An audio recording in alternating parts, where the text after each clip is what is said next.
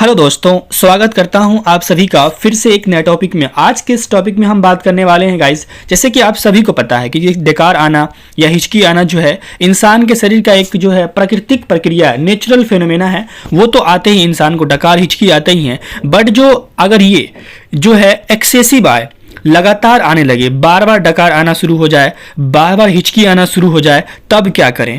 तो अगर किसी को बार बार डकार आ रहा है, कंटिन्यूअसली हिचकी आ रही है, तो वो एक मेडिकल कंडीशन बन जाती है, तब वो हमारी बॉडी को नुकसान दे सकता है। तो इस केस में हम क्या ट्रीटमेंट लेते हैं, डॉक्टर हमें कौन सी दवाई प्रिस्क्राइब करते हैं?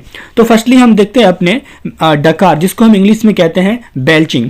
तो यहाँ पे हम जान लेते हैं एक्चुअली में जो है बेल्चिंग होता क्या है, फिर इसके मेडिसिन के ऊपर चलेंगे हम। देखिए, तो belching also known as burping या इरेक्टेशन, बेल्चिंग को हम लोग बर्पिंग या इरेक्टेशंस के नाम से भी जानते हैं। तो जैसे कि ये क्या एक नेचुरल बॉडली फंक्शन है, हमारी बॉडी का एक नेचुरल फंक्शन है जो क्या करता है, हमारे पेट से एयर को रिलीज करता है। ठीक है, जो डकार क्या है, हमारे जो बॉडी के अंदर, जो पेट के अंदर जो हवा भर जाता है उसको क्या करता है, ये रिलीज करता है, उसको हम क्या करते हैं, बेल्चिंग कहते हैं। अब ये होता क्यों, थोड़ा सा देख ले, हाउ इट हैपन, ये कैसे होता है। लाइक जैसे कि व्हेन यू स्वेलो, जैसे कि आप किसी चीज को निगलते हैं तो उसके साथ आप क्या करते हैं, कुछ हवा की मात्रा को भी अपने स्टोमक में इंगल्फ कर लेते हैं। ठीक है, जिससे क्या होता है, जो आपका स्टोमक है वो स्ट्रेच होता है। तो उसके बाद क्या होता है, ये जो बेल्चिंग है वो क्या करता है, ये ट्रिगर्स करता है। तो दिस ट्रिगर्स लोअर, ये क्या करता है, लोअर इसोफेगल स्फिंक्टर जो होता है, जिसको हम लोग एलियस कहते हैं, उसको रिलैक्स करता है। और क्या करता है, जो हमारे पेट के अंदर जो एयर भर जाता है उसको माउथ के माध्यम से स्केप कर देता है। ये क्या हुआ, आपका डकार हुआ। अब ये होता क्यों है, क्यों हमारे पेट के अंदर एयर भर जाता है, हमें बार बार डकार क्यों आने लगता है? तो इनके जो काउजेज है वो क्या है? तो जो नॉर्मल डकार का जो काउजेज है वो क्या है, ईटिंग और ड्रिंकिंग टू फास्ट, बहुत तेजी से खाना, बार बार तेजी में खाना, या खड़े होकर पानी पीना, या तेज फटाफट पानी पीना, या खाना या पीना तेजी में खाना। ठीक है, टॉकिंग वाइल ईटिंग, खाते समय बात करना, इसलिए बड़े बुजुर्ग कहते हैं खाते समय बात नहीं करना चाहिए। देन च्युइंगम खाना, च्युइंगम चबाने से भी ये आपके अंदर एयर इंगल्फ हो जाता है। Then sucking on hard candies, जो कठिन, जो हार्ड, जो चॉकलेट, जो हार्ड कैंडीज होते हैं, जो सख्त कैंडीज होते हैं, उनको चूसने से। देन ड्रिंकिंग कार्बोनेटेड बेवरेज, जो कार्बोनेटेड पेय पदार्थ है उसके पीने से, लाइक जैसे कि कोक पीने से, फैंटास वगैरह पीने से क्या हो सकता है, ये डकार आ सकता है। देन स्मोकिंग और धूम्रपान करने से भी आपको डकार आ सकते हैं, इनके काउजेज हैं। तो गाइज अब हम देखते हैं, ये तो हमने देखा कि जो नॉर्मली फंक्शन हमारे बॉडी का डकार जो एयर को रिलीज करता है वो है। लेकिन अगर आपको कंटिन्यूअस क्या बोलते हैं कि बेल्चिंग हो रहा है, बार बार डकार आ रहा है, तो क्या कर सकते हैं, ये जो है सीवियर हो सकता है हमारे बॉडी के लिए। तो एक चीज आप जान लीजिए, जो नॉर्मल बेल्चिंग होते हैं ह्यूमन बींग्स के अंदर, वो एक दिन में 30 मरतबा होता है, ये तो नॉर्मल है। बट 30 मरतबा से ज्यादा हो रहा है, एक्सेसिव हो रहा है, परेशान हो गए आप, तब इनके कारण क्या हो सकते हैं, ये जो है कॉजेज ऑफ एक्सेसिव बेल्चिंग, इनके कारण क्या हो सकते हैं? तो ये हो सकता है आपका एसिड रिफ्लेक्स या जीईआरडी बोलते हैं, गैस्ट्रो इसोफेगल रिफ्लेक्स डिजीज, ये हो सकता है। या आपके अंदर एसिड वगैरह, गैस वगैरह, एसिडिटी वगैरह हो गया है, आपके अंदर जो खाना है वो नहीं पच रहा है, पेट में खाना, जो आपका स्मॉल इंटेस्टाइन है उसका जो मोशन है वो रुक गया है, तो आपको एसिड रिफ्लेक्सेस वगैरह होती है, तो इससे भी आपको बेल्चिंग होता है। तो ये सीवियर कंडीशन में आ गया आपका। फूड इंटॉलरेंस, कोई खाना खाते हैं आप वो नहीं पच रहा है, अपच हो रहा है, बदहजमी हो रहा है। Inflammation of the stomach lining, जो आपके पेट के अंदर है, लाइक जो स्टमक लाइनिंग उसका परत में सूजन हो जाना, लाइक अल्सर हो जाना। देन डाइजेस्टिव कंडीशंस, जो हमारे कुछ पाचन संबंधी स्थितियां होती हैं उनके कारण भी हो सकती हैं। Then gall stones and gall bladder problem, जो पित्त या पथरी से, पित्ताशय से जुड़ी कुछ समस्याएं हो सकती है। और ये जो एंजाइटी भी हो सकता है। एक्सेसिव कॉजेज ऑफ बेल्चिंग, यानी कि जो डकार का जो है, क्यों बार बार हमें एक्सेसिव बेल्चिंग क्यों आ रही है, इसके क्या है, ये रीजंस हैं। ठीक है, ये जो थे ये नॉर्मल बेल्चिंग के रीजन हो गया यहाँ पे, और ये जो है एक्सेसिव क्यों हो रहा है उसके क्या है, ये रीजंस है। ये चीज क्लियर आपको हो गई ना? आइए अब इनके ट्रीटमेंट को देखते हैं हम लोग।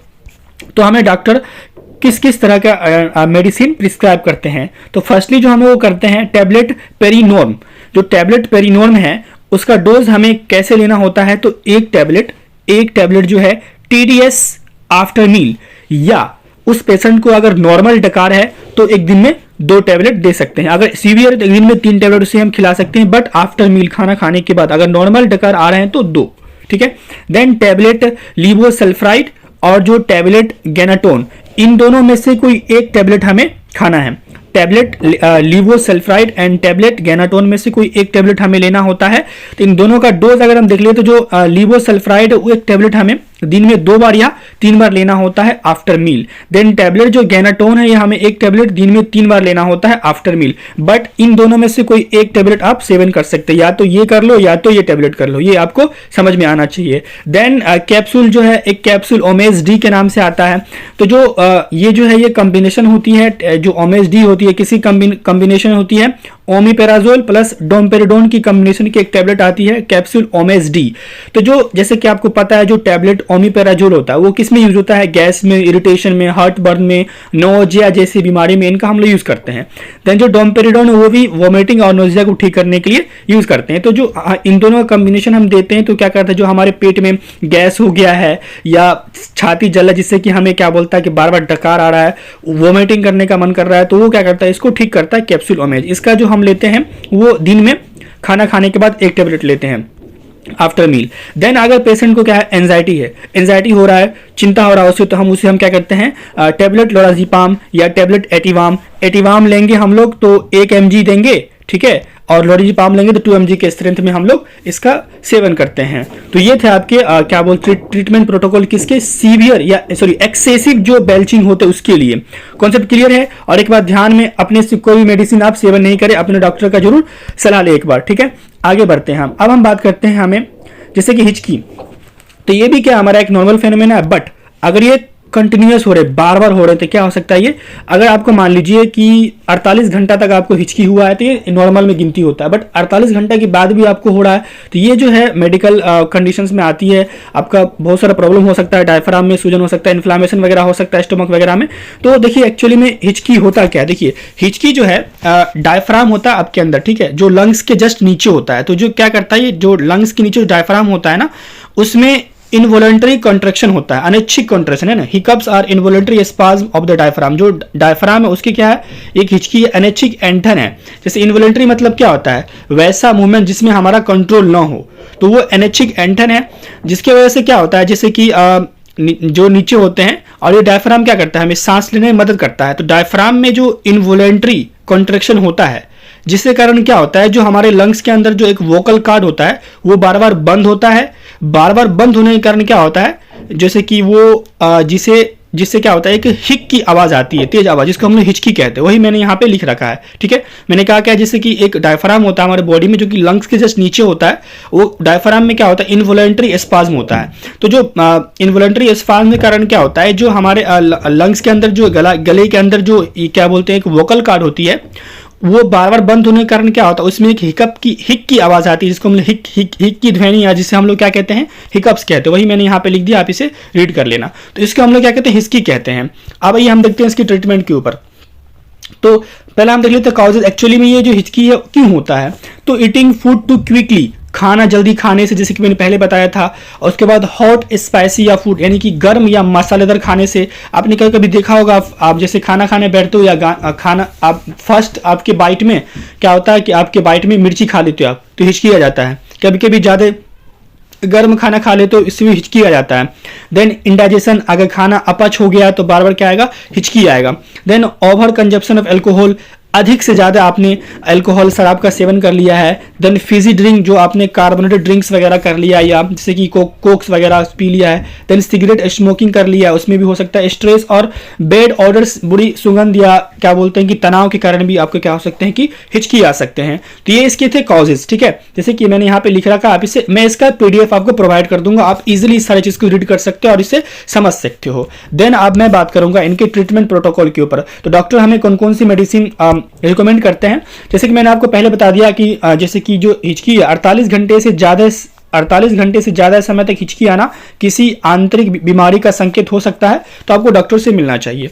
इसमें जो है हम डॉक्टर हमें कुछ मेडिसिन प्रिस्क्राइब करते हैं। जैसे कि पहला आपका है टेबलेट लियोफेन, 10 mg की होती है। इसकी जो डोज होती है ना, आप में से क्या बोलते हैं कि जो कि बैक्लोफेन है, आप में से बहुत से लोग इसे जानते होंगे। ये जो है ये एंजाइटी के लिए यूज़ होता है। तो आप कहोगे ये जो एंजाइटी के लिए यूज़ होता है, तो इसको हम लोग क्या करते हैं, हिकअप में भी यूज़ करते हैं।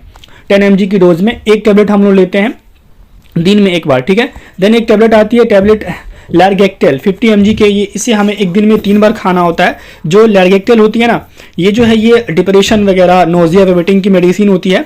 और इसे जो आप क्या बोलते हैं कि अनस्टॉपेबल हिकअप्स में भी यूज़ कर सकते हैं, जो बार बार हिचकी आते हैं उसमें भी डॉक्टर हमें इसका प्रिस्क्राइब करते हैं। एक्चुअली में ये डिप्रेशन में भी यूज़ होता है, नोजिया वोमिटिंग से भी ठीक करता है, और ये हिचकी में भी यूज़ होता है। देन जो जैसे मान लें कि आपके पेट में, जैसे मैंने आपको बताया, गैस बन जाता है, बदहजमी हो जाती है, गैस में खाना नहीं पचता है, तो आप एक एंटीएसिड्स का जो आप एक सिरप आता है, जैसे जिसको आप लोग डाइजिन कहते हैं, तो डाइजिन सिरप भी डॉक्टर हमें प्रिस्क्राइब करते हैं इन केस ऑफ हिकअप्स।